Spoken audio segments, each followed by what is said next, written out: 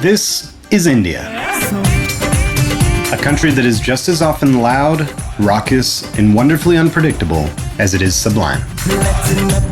Home to 5 million street food carts, 10 million more chai stands, and 200 million horns.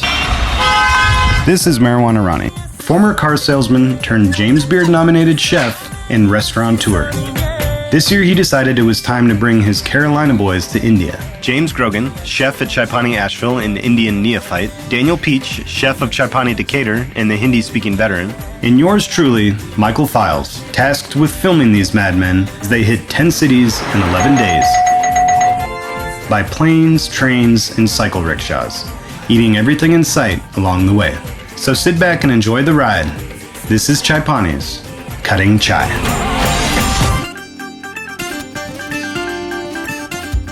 A little after 6 on Saturday, we're in Dehra Dun. Past 24 hours, we've been to Dehra Dun, Rishikesh, and Mussoorie. We're taking an overnight train. We'll wake up in Amritsar. We'll only be there for a few hours to see the Golden Temple. We're taking a flight that day to Jaipur. Tomorrow night, we're spending the night in Jaipur. And then the day after that, we're taking a train to Delhi and to go straight to the airport to fly home. So we were getting towards the end of our trip, days were getting low, we were getting tired, and I kept telling everyone we have to go to Amritsar, we have to go to the Golden Temple. So we took a train from Dehra Dun to Amritsar overnight in sleeper class. And it was a lot of fun. Hello! And we had an amazing meal packed for us. Aloo sabji, which we ate on the train, and we snuck on a little booze. If you're in India and you're gonna ride the train, you might as well ride sleeper class. Get the real deal experience. Smell India, taste India, hear India, especially in the morning, just drinking chai, looking out the window, watching the sun come up. It's awesome. You won't get much sleep, probably, but that's fine. How you feeling about sleeper class? Okay. TK. Finally made it to Amritsar, hopped off the train. We got there on a Sunday, and so the temple was like crazy busy. He was like, see what I did for you? I got you too. There's a few ground rules to get inside the Golden Temple. The first one of which is you have to keep your head covered. Feeling great. We're going to the Golden Temple. Our train was like 2.5 hours late, so we're kind of crunched for time.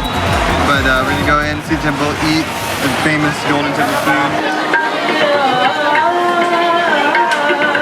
They funnel you in so quick, it's kind of hard to soak it all up. And then you also need to check in your shoes at this giant shoe counter. They have millions of little cubbies they keep your shoes in, and they give you a token that you can get your shoes back with later.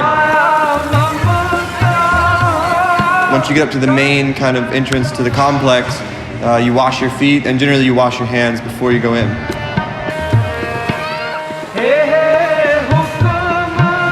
The Golden Temple is a big deal. The Golden Temple to Sikhs is like Mecca would be to a Muslim. It's the spot. It's where you go. It's where you get God. Yeah, dude's sword down there. And you feel it when you go there. You feel people from all over coming there. People from the city of Amritsar and Sikhs from around the world are coming there for that experience of being in God's house. It's special. So that's the donation counter for the food. No, you don't have to pay for food at all. It's all done. It's all free, and they feed thousands of people a day. I'm pretty sure the entire operation is run by volunteers, which is amazing. I mean, you're talking hundreds of cooks, hundreds of people just sitting there rolling rotis every day, and it's all volunteer. We're about to go in and eat. You can see, you hear the clang of all the dishes getting washed. You can see people out here chilling. They're just eating. They're drinking chai. When it was time to go in, there's a row of people on your right. Each of them has one little container, and the first one's a plate, and then you get little ramekins that go on it, and you walk in, and they sit you down on the floor, and then there's just a line of people with buckets of food, and they're slop it down in front of you. The meal we had consisted of dal, rotis, and kheer. That's it. The idea behind it is that the food is prasad, which means that while it was made, the cooks were thinking of God. That's why you feel so good when you eat the food at the Golden Temple. It was amazing. Something I've never seen before. So many people eating and so much food being served, and it's all volunteer work. Once you're finished eating, you have to take your dishes to the dishwashers, which, a couple hundred people washing dishes.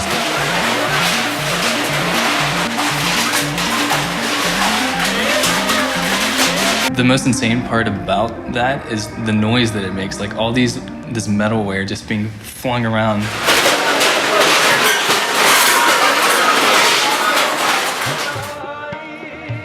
But you feel so welcome there. I've never for a moment felt like I didn't belong there.